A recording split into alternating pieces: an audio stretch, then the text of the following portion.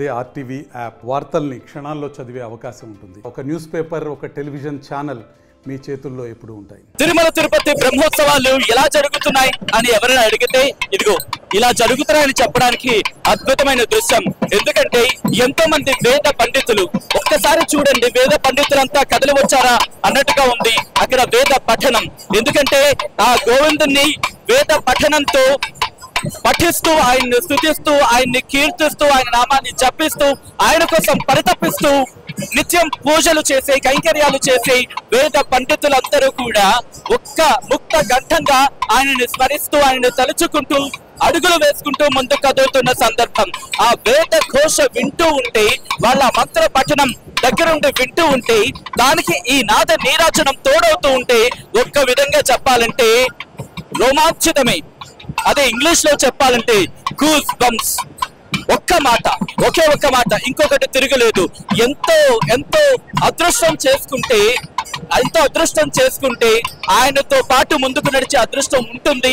పాడవేధుల్లో స్వామివారు వెనకాల వస్తూ ఉంటే, వేద పఠనంతో ముందుకు తీసుకువస్తూ ఉంటే, ఆ అద్భుత దృశ్యాన్ని చూడటానికి ఎంతమంది క్యూ లైన్ లో నిల్చున్నారు, ఎంతమంది ఆ మాడ వీధుల్లో గ్యాలరీలో నిల్చున్నారు.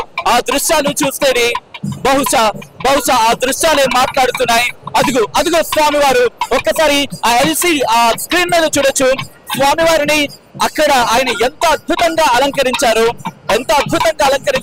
ఎందుకంటే గ్యాలరీ నుంచి స్వామివారు ఎప్పుడెప్పుడు వస్తారని చెప్పి వాళ్ళంతా కూడా ఊళ్ళూరిపోతున్న సందర్భం, ఆయన చూడటానికి పరితపించబోతున్న సందర్భం.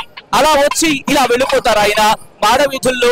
ఈ నేపథ్యంలో ప్రతి ఆ టర్న్ దగ్గర స్వామివారిని కాస్త ఆపి దర్శనం జరిగిన తర్వాత మెల్లిమెల్లిగా తీసుకెళ్తున్న సందర్భం. సో ఈ క్రమంలో వేద పండితులు వేద పఠనం చేస్తూ ఉంటే, ఆ 7 కొండల వాడు ఆస్వాదిస్తూ ఆ వేద పఠనాన్ని, తన స్తుతులని, తన కీర్తనని, ఆయన మీద ఆ నామ జపాన్ని వింటూ ముందుకు కదులుతున్నాడు.